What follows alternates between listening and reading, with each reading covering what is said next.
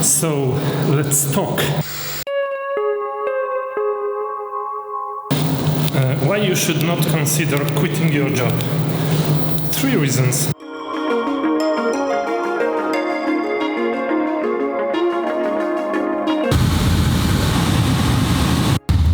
I'm going to the new school of our daughter, and it's my birthday today.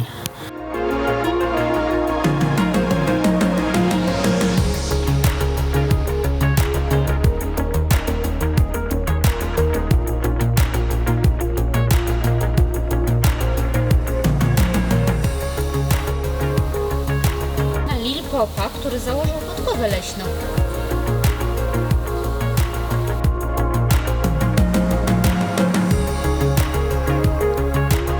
.440 is not bad at all.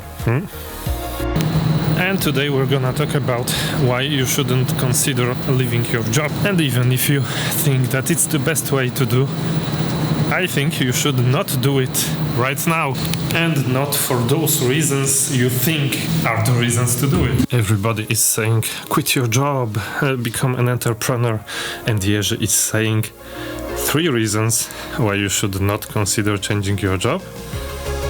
Well, as a matter of fact, yes. There is a concept in the Brooke Castillo's model that I really like, that your thoughts create your feelings, and your feelings create your actions. And your actions create your results, so what you have in your life basically is the result of the thought you have at the beginning of this model, of this chain. And if you apply this model to your desire to change your job, you will very soon see that if you tell yourself that you are unhappy at this job, or that you are unhappy with this team, or you are unhappy with some kind of an external thing related to this job in which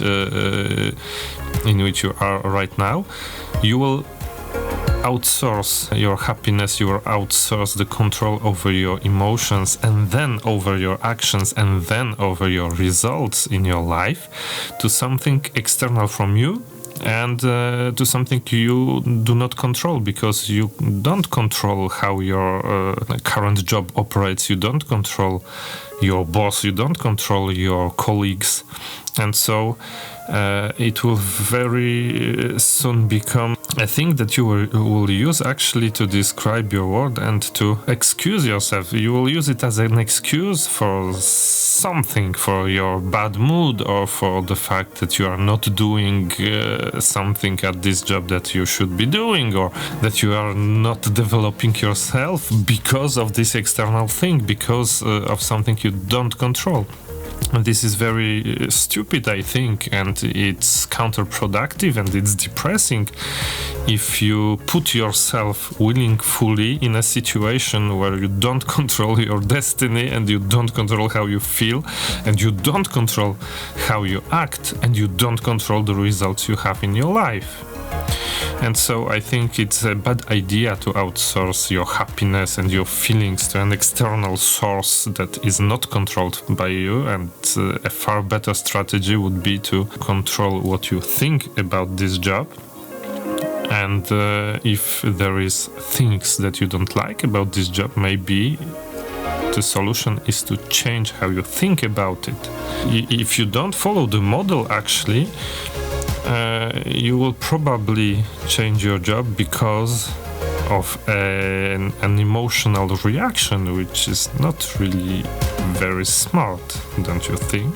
The second reason why you should not consider changing your job is I would like you to see discomfort and the fact that you are feeling unwell in a situation as an opportunity to grow and to change, because where there is discomfort, there is also opportunity for change. And if you, for example, compare this to another type of effort, like running a marathon or learning a new skill, learning to play drums, for example, you will see that those learnings are also related to some kind of discomfort. It's not very comfortable to learn how to operate a drum set. It's not comfortable to learn guitar because it's a lot of pain at the beginning in your fingertips, which are not accustomed to pressing to the strings, and this is discomfort.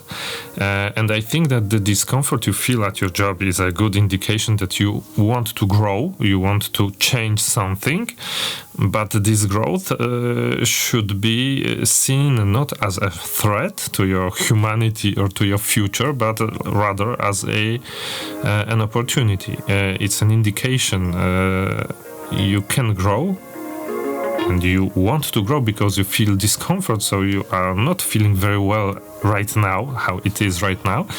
And so it's an opportunity for growth, and if you change how you think about it, and then you will change the emotions related to these job situations you have, you will actually be able to grow. You will gain confidence to go and talk with people with whom you need to talk in order to advance your project, or in order to change what you do at this job, in order to change your role. A lot of things can happen actually, but you have to start with feeling that this discomfort is an opportunity for change and not a threat. And the last point, which is related to the second one really very, very closely, is that because you have not considered this discomfort as an opportunity for growth, it's probable that you have not explored all the options you have at this job, and I would very highly recommend that you explore all the options, that you grow internally, that you change your way of thinking about this job. And once you feel comfortable at this job, once you feel that you are not forced to make this change, it's then the best moment to consider to change, actually, because it will not be an emotional reaction, but it will be your choice.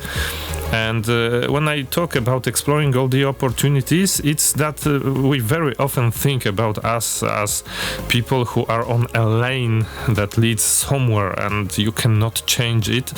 And it's your thought about it, actually, because you can change it, but you think that you can't. If you're a lawyer, you think that you will be a lawyer until the end of your days, and this is not true. If one day you say to yourself, okay, I would like to stop being a lawyer, I want to be a life coach, or I want to be a project manager, or I want to be a coder and a developer and to write applications, you can really do it. But the first place in which it has to be possible is your mind. You have to think about it and say to yourself, okay, I can make this change. And most people don't think like this about their career and don't think like this about their profession.